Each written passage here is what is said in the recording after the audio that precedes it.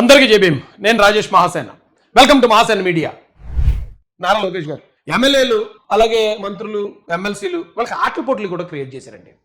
వాళ్ళందరూ సరదాగా అంటే ఒకరి దగ్గర ఒకరు రేపో అంటే పరిచయం, ఆ ఎమ్మెల్యే గారికి ఈ ఎమ్మెల్యే గారికి ఉన్న చిన్న చిన్న ఏమైనా మనస్పర్ధలు ఉంటే అవన్నీ పోగొట్టడానికి, మంత్రుల మధ్యలో ఏమైనా గ్యాప్ ఉంటే లేకపోతే నాయకులకి సీఎం గారితో ఏమైనా గ్యాప్, ఇవన్నీ పోగొట్టడానికి ఒక గొప్ప ఈవెంట్ క్రియేట్ చేశారు. అది లోకేష్ గారు క్రియేట్ చేసి ఉంటారు. ఆ ఆటల పోటీలు జరిగాయి, సరదాగా ఆడుకున్నారు. ఇప్పుడు ఒక నియోజకవర్గానికి పక్క నియోజకవర్గంతో ఏదో బార్డర్ ఉంటుంది, ఏదో ఒక చిన్న చితక పని ఉంటుంది. కానీ ఈ పక్క నియోజకవర్గ ఎమ్మెల్యేలకి చిన్న చిన్న ఈగోలు ఉంటాయి. ఆ ఈగోలన్నీ పోవాలంటే వాళ్ళందరినీ ఒక చోట కూర్చోబెట్టి ఏదన్నా ఒక ఆట ఆడిస్తే వాళ్ళలో ఉన్న అవన్నీ ఆటోమేటిక్గా సమసిపోతాయండి.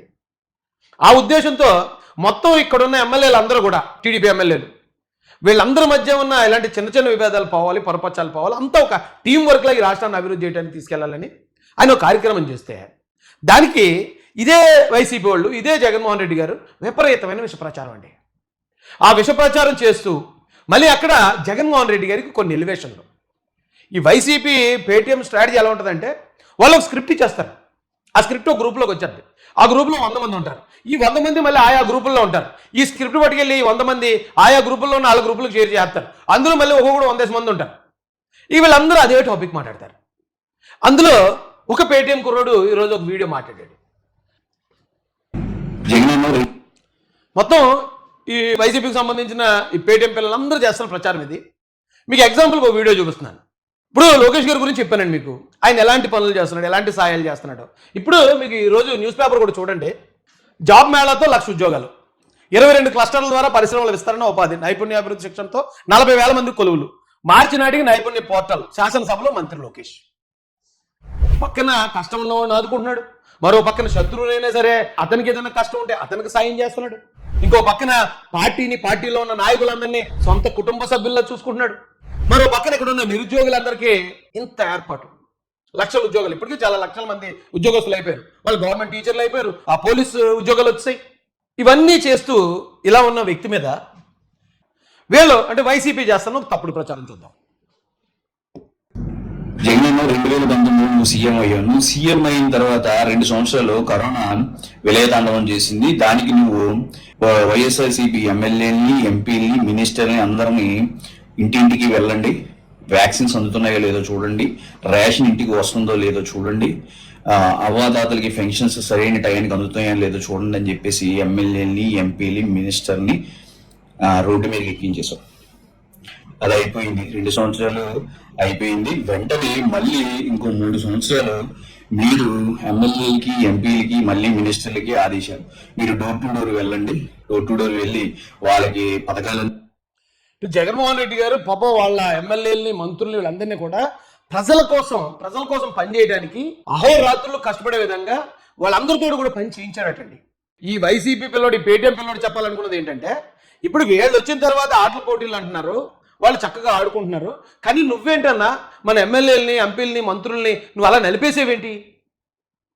అసలు ఈ మామూలు ఎలివేషన్ కాదండి. అందుతున్నాయో లేదో చూడండి, అందకపోతే మళ్ళీ ఇవ్వండి, మళ్ళీ రాసి ఇవ్వండి వాళ్ళకి అని చెప్పేసి మళ్ళీ ఎమ్మెల్యేని, ఎంపీలు, మినిస్టర్ని రోడ్డు మీద పెట్టేశాం. అందరినీ ఏమంతా లేదో చూడండి, ప్రజల కోసం బతకండి, ప్రజలకు అది చేయండి, ఇది చేయండి అనేటట్టు. పాపం తమ్ముడు నిజంగా అలాగని ఉంటే ఎందుకు ఓడిపోయాడు? ఎందుకు 11 సీట్లు వచ్చాయి? నిజంగా అంత కష్టపడి అంత ప్రజలకు మేలు చేసేస్తే ప్రజలు ఓటేద్దరమ్మా తమ్ముడు. ప్రజలు ఓటేసి అరే జగన్మోహన్ రెడ్డి గారు ఇంతలా చేశారు, మాకు ఖచ్చితంగా ఈ ఎమ్మెల్యేలని, మంత్రుల్ని, వీళ్ళందరినీ మా ఇంటికి పంపించి మా బాగోగులు చూసుకుంటున్నారు కాబట్టి ఈయన ఎలాగన్నా గెలిపించుకోవాలని మళ్ళీ ఓటేద్దరు కదా. పాపం వైసీపీలో చాలా మంది పిల్లలు పెట్టారు ఇదే వెర్షన్. ఇప్పుడు చూడన్నా, చక్కగా టీడీపీ ఎమ్మెల్యేలు, ఎంపీలు, మినిస్టర్లు ప్రజల్ని గాలి కుదిలేసి వాళ్ళు క్రికెట్లు ఆడుతున్నారు. ప్రజల్ని గాలి కుదిలేసి క్రికెట్లు ఆడుతున్నారట. బాబా ఎంత తప్పు అంటండి. అయ్యి బాబోయ్, ఇంకేముంటుందండి? ఖోఖోలు ఆడుతున్నారు, కబడ్డీలు ఆడుతున్నారు, వాలీబాల్ ఆడుతున్నారు, స్టేజ్ల మీద జబర్దస్త్ క్రికెట్లు ఆడుతున్నారటండి, ఖోఖోలు ఆడుతున్నారట, వాలీబాల్ ఆడుతున్నారట, లేకపోతే ఇంకోటి ఏదో ఆడుతున్నారట. అయ్యి బాబు చాలా పెద్ద నేరాలండి అన్ని నేరాలు చేస్తున్నారటండి టీడీపీ ఎమ్మెల్యేలు, మంత్రులని. కానీ జగన్ గారి ఎమ్మెల్యేలు, మంత్రులు మాత్రం చక్కగా న్యూడ్ వీడియో కాల్స్ ఆట, లేదా చక్కగా సుకన్య గంట అరగంట అనే ఆట, లేదా చక్కగా బాబాయిని గొడ్లతో లేపేసుకునే ఆట, లేదా చక్కగా డ్రైవర్ని లేపేసి ఆ డెడ్ బాడీ పట్టుకెళ్ళి ఇంటి దగ్గర పాడేసే ఆట, చక్కగా అలాంటి ఆటలు ఆడేవారట అండి. ఎంతో బాగా ఎంతో గొప్పగా ఆడేవారట వైసీపీ నాయకులు అలాంటి ఆటలు. కానీ చూడండి టీడీపీ వాళ్ళు ఎంత దుర్మార్గులు అండి. ఖోఖో ఆడేస్తున్నారటండి, కబడ్డీ ఆడేస్తున్నారట, ఇంకేమో వాలీబాల్ ఆడేస్తున్నారంట. తమ్ముడు ఎంత అమాయకంగా చెప్తున్నాడండి. చూడండి బాబు అసలు, అయ్యి బాబోయ్ అంత తప్ప తమ్ముడు, అంత తప్పు చేస్తున్నారా మా వాళ్ళు. సారీ తమ్ముడు, క్షమించు తమ్ముడు. తమ్ముడు చెప్తాముడు ఇంకా వేస్తున్నారు, నాటకాలు చేస్తున్నారు, ఎంజాయ్ చేస్తున్నారు పదవులు. నువ్వు మాత్రం ప్రజల దగ్గర ఎమ్మెల్యేని కూర్చోబెట్టావు, ఎంపీని కూర్చోబెట్టావు, మినిస్టర్ని కూర్చోబెట్టావు, డోర్ టు డోర్ పంపించావు. ఏంటన్నా కులం చూడొద్దన్నావు, మతం చూడొద్దన్నావు, ప్రాంతం చూడొద్దన్నావు, పార్టీలు చూడొద్దన్నావు. వాళ్ళు చూడు ఎంత టీడీపీ ఎమ్మెల్యేలు, ఎంపీలు, మినిస్టర్లు ప్రజల్ని గాలి వదిలేసి ఎంత ఎంజాయ్ చేస్తున్నారు. ఈసారైనా మాకు 2029లో ఫ్రీ హ్యాండ్ ఇయ్యన్నా. జై జగన్. అదండి ఈ వైసీపీ పేటీఎం తమ్ముళ్ళు అందరూ కూడా ఈ రోజున ఇలా అనమాట అండి. ఇప్పుడు అంటే వాళ్ళు ఫ్యామిలీ అట్మాస్ఫియర్ కోసం ఒక రోజు 2 రోజులు కలిస్తే అది చాలా పెద్ద నేరం అని ఇప్పుడు వీళ్ళు చేసే ప్రచారం. మళ్ళీ దీనికి జగన్మోహన్ రెడ్డి గారు ఎలివేషన్, ఆయనేమో తెగదిప్పేసేవాడట ప్రజల కోసం. తమ్ముళ్ళు మీరు ఏంటంటే వైసీపీ పేటీఎం తమ్ముళ్ళు మీకు చెప్తున్నాను, నిజంగా జగన్మోహన్ రెడ్డి గారు అంత పీకి పొడిసేస్తే ఆయన 11 సీట్లు పడిపోడరా ఆయన, 11 సీట్లలో ఉండడు. అప్పుడు మన ఎమ్మెల్యేలు, మంత్రులు, మనోళ్ళు ఆడే ఆటలు అబ్బో చాలా విచిత్రమైన ఆటలు అయ్యి. ఇసుకాట ఆడేవారు, ఇసుక దోపిడీ, లెక్కరాట ఆడేవారు, లెక్కర కల్తీ. ఆ కల్తీ లెక్కరతో ఆ ఆట ఆడడం వల్ల కొన్ని వేల మంది ప్రాణాలు గాలిలో కలిసిపోయాయి. ఆ ప్రాణం పోయిన ప్రతి ఫ్యామిలీ కూడా ఈ లెక్కర్ వల్లే మా ప్రాణం పోయిందని వాళ్ళందరూ కూడా జగన్మోహన్ రెడ్డి ఓటేయకుండా చంద్రబాబు నాయుడు గారు వస్తే మాకు మేలు జరుగుతుందని ఓటేశారు.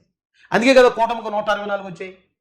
ఇప్పుడు ఇన్ని చెప్తున్నారు, అన్ని మంచి చేస్తాం, అక్కడ మంచి చేస్తాం, ఇక్కడ మంచి చేస్తాం, అన్ని చెప్తుంటే మంచి చేస్తే ఎందుకు ఓడిపోతారు అనేది చిన్న ఆలోచన రావట్లేదండి పాపం వీళ్ళకి. మళ్ళీ ఎంత బుద్ధిగానండి అబ్బాబాబా. చూశానండి 3-4 వీడియోలు చూశాను, సేమ్ ఇదే టాపిక్. అయితే ఈ వీడియో ఎందుకు చూపించానంటే ఇంత బుద్ధిగా తమ్ముడు అలా చేస్తున్నారన్నా, ఇలా చేస్తున్నారు, వాళ్ళు అలాంటి ఆటలు ఆడేస్తున్నారన్నా, ఇలాంటి ఆటలు ఆడేస్తున్నారు అన్నాడండి.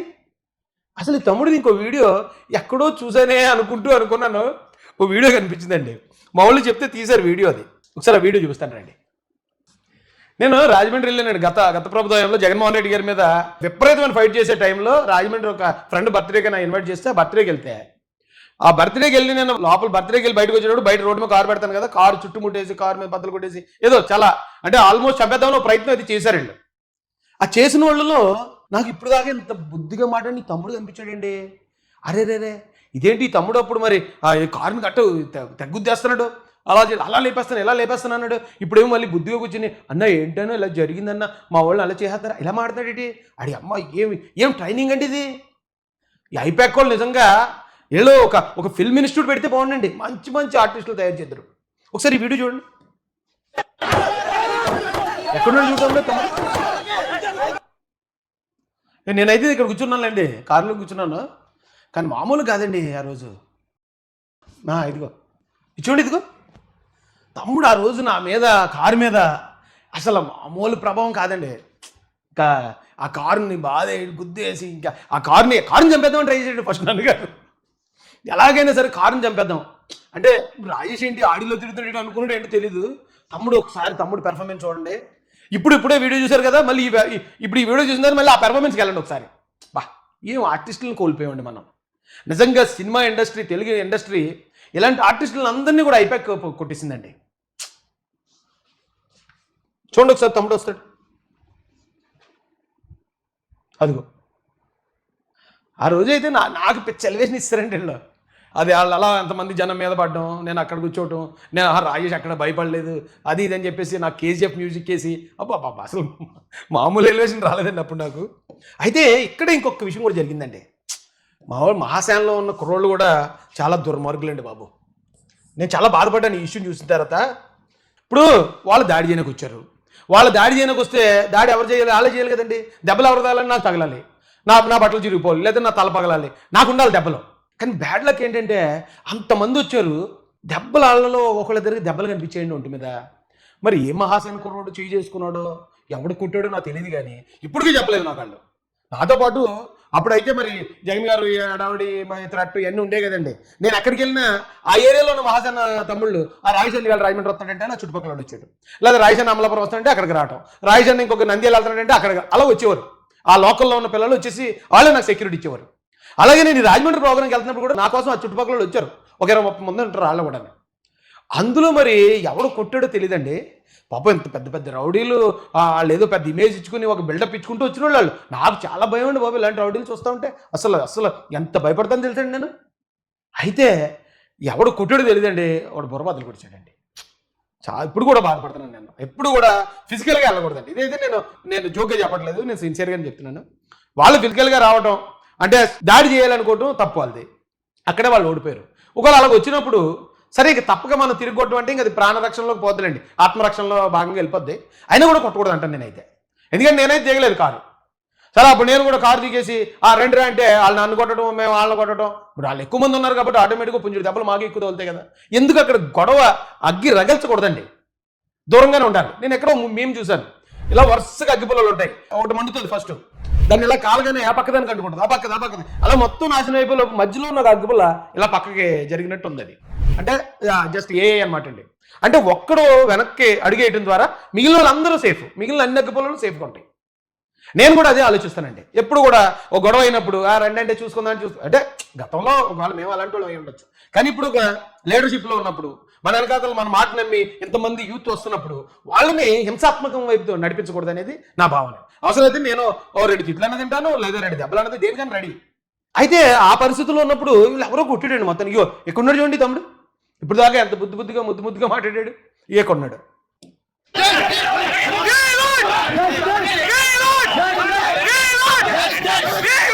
మీకు వినిపిస్తుందండి, వీ వాంట్ జస్టిస్ అట.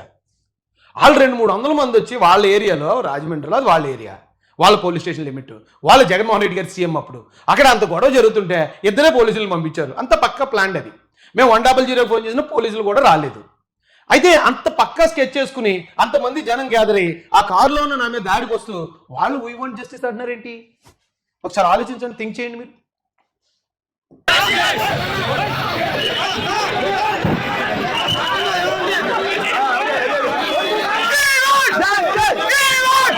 సరే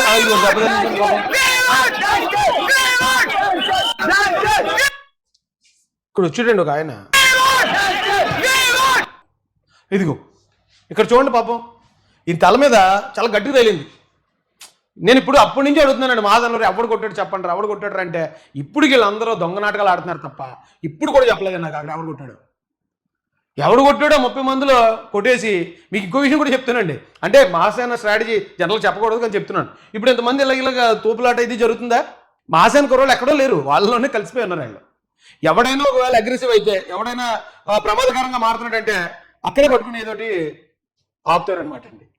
అలా పాపం ఎవరు కొట్టాడో మొత్తానికి అతను తల పగలగొట్టారు ఆ రోజు.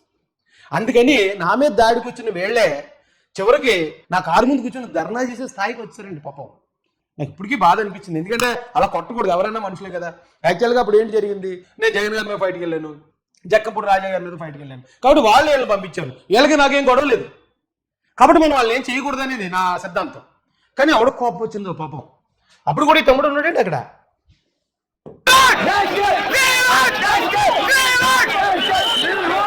ఇది కారు అదిగోండి, ఆ కారులోనే ఉన్నాను.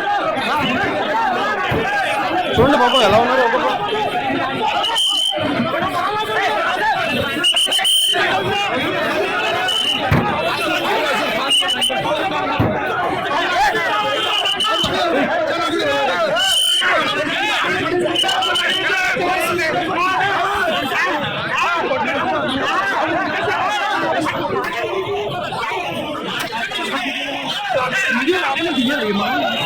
బాగుంటుందండి ఇది వీడియో చూడండి, మీకు అందులో దొరుకుతుంది యూట్యూబ్లో. సరిగ్గా వాళ్ళందరూ ఇలా చేస్తున్నప్పుడే నేను ఆ కార్లో కూర్చున్న వీడియో చూసారు కదా ఇందాక, అలాగే కూర్చున్నాను. సరే జరుగుతుంది, ఇప్పుడు అక్కడ దాకా వచ్చారు, ఇంక జరిగేది ఏముంటే మనం ఏం ఆపలేం కదా. అయితే జనరల్గా ఏమనుకున్నారంటే మేము బయట కారు మీద దాడి చేస్తున్నప్పుడు ఆయన స్టేజ్ దిగి అలా వెనక పారిపోతాడు అనుకున్నారు. లీడర్ వెనక పారిపోయాడంటే ఆ రోజు ఆడు బతుకున్నా ఇంకా అతను చచ్చిపోయినట్టే కదా, బొక్క చావరేవో తెలుసుకోవడమే. అలా జరిగిందండి. అలాంటి కుర్రోళ్ళు ఇప్పుడు వాళ్ళని ఇలా గొడవలకు అవసరమైనప్పుడు ఏ గంజాయో లేకపోతే ఏ మందో ఏ నాటుసారో ఇచ్చేయటం, గొడవలకు ఉపయోగించడం. గొడవలు అవసరం లేదన్నప్పుడు వాళ్ళకే మళ్ళీ ఒక ఇన్ఫ్లుయెన్సర్లుగా ఓ వీడియో మాట్లాడడానికి ఒక లైన్ ఇచ్చి ఈ లైన్తో వీడియో మాట్లాడని మళ్ళీ వాళ్ళే అప్పుడే ఆ గెటప్లో ఉంటారు. అప్పుడు ఈ గెటప్ చూడండి. అసలు దశావతారంలో కమలసన్ ఎందుకు పనిచేస్తాడు వీళ్ళ దగ్గర, ఈ ఐపాక్ వాళ్ళ దగ్గర ఎన్ని అవతారాలు వేస్తున్నారు. అయితే బ్యాడ్ ఏంటంటే పాపం వీళ్ళు చేసే ప్రతి టెక్నిక్ ప్రజలకు అర్థమైపోద్ది. ఆ జులై సినిమాలో చెప్పినట్టు వీడు దొంగ, కానీ ఏ దొంగతనం చేసినా వెంటనే దొరికిపోవటం వీడికున్న గొప్ప క్వాలిటీ అనేది చెప్తాడు. అలా వైసీపీ వాళ్ళు చాలా పెద్ద పెద్ద స్ట్రాటజీలు వేస్తారు, కానీ వెంటనే దొరికిపోతారు. ఇప్పుడు లోకేష్ గారి మీద విమర్శించడానికి, లోకేష్ గారి క్యారెక్టర్ అని క్రెడిబిలిటీని దెబ్బకొట్టడానికి ఇలాంటి వాళ్ళు సరిపోతారండి? జగన్మోహన్ రెడ్డి గారు ఏం చేస్తున్నారు యువతని? ఇదా ఆయన చేయించాల్సిన పనులు? లోకేష్ గారేమో ఒక పక్కన ఉద్యోగాలు ఇచ్చి ఆయనని టీచర్లుగా, లేకపోతే పోలీస్ అధికారులుగా, లేదా ఇప్పుడు ప్రైవేట్ ఉద్యోగాలు దాదాపు 1,00,000 ఉద్యోగాలు అంటే వాళ్ళని ఉద్యోగస్తులుగానేమో ఆయన మారుస్తాడు. జగన్మోహన్ రెడ్డి గారేమో ఇలా గంజా వేసి గొడవలకు పంపించడం, ఇలా గొడవలు పడేవాళ్ళుగా, లేదా అలా యూట్యూబ్లో చిన్న చిన్న వీడియోలు పెట్టి వాళ్ళని తిట్టేవాళ్ళుగా. భాస్కర్ వైఎస్ఆర్సీపీ చూసాం భాష, ఎలాంటి భాష మాట్లాడాడు, అలా బూతులు తిట్టించేవాళ్ళుగానేమో జగన్ అన్న తయారు చేస్తాడు. ఆలోచించండి ప్రజలు, ఇప్పుడు ఎలాంటి నాయకుడు ఉంటే రాష్ట్రం బాగుంటుంది. నేనేమి ఈ లోకేష్ గారు అయిపోయి ఉండాలి, మీరు జగన్ గారిని విమర్శించండి అని అంటలే. నేను చెప్తున్నాను ఇద్దరిలో క్వాలిటీస్ ఇప్పుడు మీకు పబ్లిక్గా చూపించినప్పుడు మీరు ఆలోచించండి. ఎందుకంటే ప్రతి ఒక్కరికి బ్రెయిన్ ఉంది. నేను చెప్పిన మాట మీరు నమ్మక్కర్లే, జగన్ గారు చెప్పిన మాట మీరు నమ్మక్కర్లే, లేదా మరొకరు చెప్పినా నమ్మక్కర్లే. మీకు బుర్ర ఉంటుంది కదా, మీరు చూస్తున్నారు కదా జరిగిన సిచ్యువేషన్స్ అన్ని, ఏ నాయకుడు ఎలా పరిపాలిస్తున్నాడో చూస్తున్నారు కదా. ఎక్కడొచ్చి ఎమ్మెల్యేలు మంత్రులు క్రికెట్ ఖోఖో ఆడితే తప్పట, అక్కడ వైసీపీ ఎమ్మెల్యేలు డెడ్ బాడీ డోర్ డెలివరీలు, గొడ్లాటలు, నరికేయటాలు, ఏమండి ఆడవాళ్ళతో అసభ్యంగా ప్రవర్తించడాలు, మైనర్ బాలికలు రేప్ చేయడాలు, ఇవన్నీ చేయడం అవి మంచి ఆటలాటవి, ఖోఖో కబడ్డీ చెడు ఆటలాటవి. మరి ఎలా చెప్తే మరి జనం వాళ్ళకి తెలియదా ఏ ఆట మంచిదో? వాళ్ళకి తెలుసు కాబట్టి ఎవరు ఓడించాలో వాళ్ళు ఓడించారు, ఎవరిని గెలిపించాలో వాళ్ళు గెలిపించారు. లోకేష్ గారితో పనిచేయటం, ఆయన సమకాలీకుడిగా ఇప్పుడు ఈ పరిస్థితుల్లో తెలుగుదేశం పార్టీలో ఆయనకి దగ్గరగా ఉండే భాగ్యం రావడం అనేది ఒక అదృష్టంగా భావిస్తున్నాను నేను ఈరోజు. నేను చెప్పాను కదండి, జగన్ గారి దగ్గర పనిచేశాను, అక్కడే చూశాను లేటెస్ట్ అందరినీ దగ్గర నుంచి. చంద్రబాబు నాయుడు గారు అయితే ఇంకా ఆయన ఒక ఎవరెస్ట్ పర్వతాలు అంటాడు. ఆయన దగ్గరలో కూడా మనం పోల్చడానికి ఇంకొక నాయకుడు నాకు ఇప్పటివరకు కనిపించలేదు.